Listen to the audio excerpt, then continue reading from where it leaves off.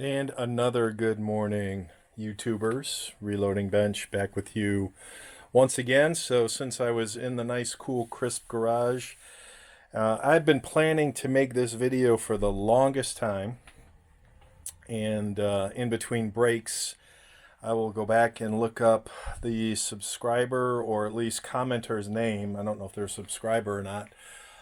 Who had actually requested this, I want to say quite a while back, but it's just taken a while. So as you can see from the fact that this says PW 800 plus, we've got, which is the S.T.O.S lubricant, looks kind of like Vaseline, a oil-based lubricant. We've got some brake free and some 3-in-1, along with some brushes and a shot and a powder bushing. And I am going to cover, or at least discuss, cleaning the PW 800 plus. And before I do so, and as I move around and pan, before I do so, I'm going to move the press out of the way because I think the most important set of comments are going to be some instructions, and maybe I can do this with leaving the press there and just holding the instructions up here. We'll see how that works. So give me a minute to get my stuff, and we'll go from there. Okay, folks, we are back. It is tea time because it is no longer morning.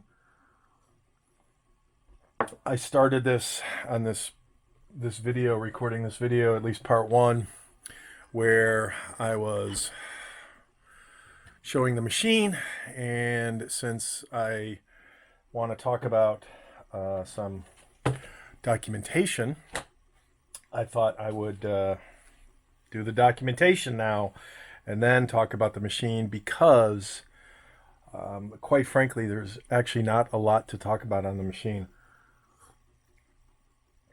for a couple of reasons. And first of all, let me say that I went back and I checked, and it is Jayson Grimes is the gentleman who commented on how about a cleaning video for the 800 plus. So here's the cleaning video, clean, lube, whatever. And the reason this video took so long is because I did some research on cleaning this puppy. And to be quite frank, there are two schools. One school is essentially it really doesn't need cleaning. Kind of, if it's not broke, don't fix it. With the slight caveat being if you're using ball powder. So I guess it comes down to what you're actually reloading. But I thought it was kind of funny. So this is, if I can stop hitting the tripod, this is page 12 of the 800 plus manual. And even on the manual, it says the secret to the machine is to keep it clean, and then do not over grease the machine. And it's then goes on to say our S.T.O.S. I have no idea what that stands for. It's probably a letter for ingredients in the actual, and you can see it. It looks like a petroleum product. Looks kind of like Vaseline, actually. So obviously it talks about using S.T.O.S. It also talks about other parts of the manual, like oiling. All other exposed steel and blued parts should be wiped occasionally with a lightly oiled rag in the same manner you would care for a firearm. So, I'd probably take a little brake free or some other lube and put it, not saturate it, but put it on a cleaning cloth, and then just wipe the exterior blued parts of the machine, more for rust prevention than anything else. Then it goes on to say when lubricant becomes dirty, the performance of the machine will be affected. When this happens, just essentially wipe all the S.T.O.S off and reapply it. But I thought it was kind of funny that they talk about specific parts to apply the S.T.O.S, and S.T.O.S is just applied with a little application brush. And I went, some of these in the manual, the part's not listed, so I had to look it up, and I actually found it. So I have that as well. So for instance, guidepost part 77 and star gear part 10, star gear part 70. So 77 and 70 on the manual, the star gear down here. And again, I'll show the press, but it's, same thing on the press. That star gear, this whole group is group 70, but there's the star gear, and obviously 77 for the guidepost on both sides. And then it talks about the slot and up. All right, let's try this again. So Murphy's Law, as soon as I started talking about another part, my camera beeped at me because the memory was full, so I had to clean some off. It's been that kind of Sunday. So the second area to focus on is the slot in the upper actuating arm, part 50, and slot in the lower actuating arm, part 55. And that section is right here for 50 and right here for 55. Again, I can show it to you on the press, but it's probably easier to actually see it on the schematic or the blown up version of the parts, the blown out version of the parts. Something that doesn't get mentioned that in my research I found was a big contributor to headaches. And I don't think I show it on my diagrams, but I have another diagram that I'll show, is the primer tray and the primer dust that accumulates and causes the primer tray to be somewhat challenging at times. I've also done some research that said the best thing to do is put the primer tray on the highest angle, so that when the arm actually actuates, it rotates or it doesn't rotate, but it moves the primer tray a couple degrees. The next section talked about the wad carrier hold down button, part number 78. And that is right here, or right there. And the last one is the slot and index pad, and the index pin and pad, parts 97, 98, and 99. And where is that on my wonderful, it's right in front of me, 97, 98, and 99, the pin, the indexing pin. So what I thought was interesting was, with a little bit of effort, the manual tells you what parts to focus on with your S.T.O.S, and it even says in other online manuals that I'll talk about, the 3-in-1 oil, and this again, as well as brake free. I would also add, I'm a fan of cleaning anything steel with brake cleaner. I do the same thing with the aluminum and make sure they're dried off. Obviously, you don't want any oils on the powder bushing, and the shot bushing I'd keep dry as well. And then this is just a wad for cleaning the actual shell holders as they rotate through the shell plate. So what I thought was interesting was that the manual talks about, these handful of parts to focus on, and then some general guidelines. And it lists the part numbers for the most part. Some of them I had to hunt down myself, and then I went ahead and created this, highlighted the parts so I know where to focus when I'm actually looking at the press. And then the second half of that page 12 is talking about the die removal system, pulling the pins and then taking the hole holder out, the shell holders out. And that was kind of the extent of what's in the owner's manual for cleaning. Not a lot there. And then I went back and I looked at, I found an older, so the 800 line, the 800 plus was brought back due to the popularity of the 800 series, which has been around forever and a day as far as I'm concerned. And you'll see that there are different versions of the 800 with different letters after the numeric designation of 800. And some will say the plus is a consolidation of all that stuff to make it just, you know, the most robust version of the 800 out there, because some of the 800s, depending on which model you had, I think there's an A, a B, a G. It sounds like Wi-Fi networking speeds, but some of them were upgradable. So the 800 plus is, you know, all the wonderful things of the 800 series and models over the years rolled into one. But when I found an older version of the 800, and again, the machine is basically the same thing. So I thought it was kind of funny that the newer version of the manual just talks about, you know, some of the points to consider and some of the part numbers, and then you go find that yourself. Whereas this older version of an 800 manual, again, talks about using S.T.O.S, S.T.O.S, I don't know if it's pronounced as a word, but using their lubricant on, and it talks about guideposts, part A on both sides.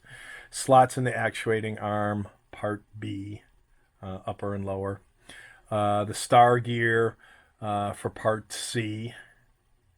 The base of the wad carrier near the hold down button, part D, which I showed you before, again, which is exploded out right here. E, slot in the index pad, again, points to the machine. And then F, the index pin and pad, again, points to the machine. So I kind of like, you know, the fact that here's essentially the same information, but instead of having this picture of the dive removal system, you know, BFD, I think that is actually more valuable in terms of, you know, where to focus and where to look for your parts. And then, again, oiling. All other steel and blued parts should be wiped occasionally with a lightly oiled rag in the same manner you would care for a fine firearm. So, again, I thought, you know, between the two of these, this one I think is a little more definitive in terms of, instead of telling you the part number and then having, you know, to look up the part number, this actually just tells you where it is on the press and what areas to focus on. So again, I don't know that there'll be too much value for me to point to these same A through F points on my press. I just don't see the value there. But what I also stumbled across, and this is, I think, the nugget of the evening, where for those of you who are aware of this guy, James White, S&W Supply Company. Apparently, he's the big daddy, and he's a P&W, Posness Warren PW dealer. So apparently, this guy, from what I've researched online, he's like a walking Wikipedia for the 800 series, as well as other versions of the PW shot shell loaders. And again, the plus and the B has the B, C, V, T, and different iterations with different numbers after it. So he put out a maintenance and lubrication manual online, and talks about, you know, he talks about general specific lubricants like what A-Lube that S&W puts out, his version of probably S.T.O.S, a very light wheel bearing grease. He recommends 3-in-1 again. And then for anything looking for powdered graphite for certain parts that he talks about, as well as Loctite blue. I'm going to say for obviously screws to keep them in. He goes on to talk about general maintenance. I mean, he put together an extensive document. Die removal, the center indexing shaft, talking about specific versions, the index gear timing on the 800 and the B and all the versions of the 800, inspection, cleaning of the index pad, indexing pad rather. So he goes into much, much more detail than even PW's own owner manual. And again, reassembly of the gear and cylinder, alignment for timing, more timing stuff, primer seating assembly, popular questions, his personal notes and inspections, obviously common sense and inclusions, some of the diagrams, again, same thing that I referenced, that he calls out by certain part numbers for either the 900, 950 LS L/S/1000 models, and then obviously the 800 series. But and again, an exploded view of the index pad, and then the upper and lower actuating arms. So his one request, which I'm going to adhere to, is if you use this, I request that should you copy this, please give credit where credit is due and do not omit my name, address, phone number, and email. So here is Jim Whiz White's. So if you do a search for Jim Whiz or Whiz 800, you'll find this document. Or just do a search for Jim White, Whiz White. S&W Supply Company, 5308 Timberline Trail, Rapid City, South Dakota. And his email is whiz@swsupply.com. So hopefully that, if I didn't read everything off, there it is in print. But he put together what I would call the Bible for me in terms of, and that's why I've got them all laminated, because this is permanent reference material. So between the kind of generic stuff that PW puts out on what to focus on, and obviously their exploded view of their diagram and parts, you've got what Jim Whiz White put together, and a much more in-depth and detailed view. So there's nothing I'm going to be able to show on my press that this guy doesn't cover in more accurate detail and depth. So I wouldn't even do it justice, so I'm not even going to attempt to do it. But I did want to make the video per Jason Grimes' request in terms of complete cleaning. A lot of it, just like a fine firearm, common sense in terms of what you're going to apply either oil or some type of lubricant to. And, the owner's manual calls out the handful of 6 parts, 6 areas to focus with S.T.O.S. I don't know why I'm calling it S.T.O.S. S.T.O.S. S.T.O.S. S.T.O.S. I think was an old disk drive manufacturer, removable disk drive manufacturer. So, with a brush, a little common sense, and some of this lubricant to touch up some of the moving parts. Obviously not to put it on heavy. It doesn't like to be too heavily greased, or rather if it's greased and dirty, wipe it off and reapply the grease. But again, the secret is to keep the machine, actually this one says the secret is not to keep the machine heavily greased, but to keep it clean. So again, if it's not broken, don't fix it, don't overdo it, and don't, how some ARs like to run wet. This is not a machine that likes to run greasy. And, when I look at my machine, I can run my hands over parts and I can feel the lubrication, and I would call that dirty grease on the, on some of the guideposts. So, again, common sense, clean them off. Apply a little of the S.T.O.S. and some of the other exposed metal. I'll probably do break free. I'm not the biggest fan of all-in-one on my presses / fine firearms, so I would lean more towards a CLP, me personally. But it looks like it's a lot of common sense.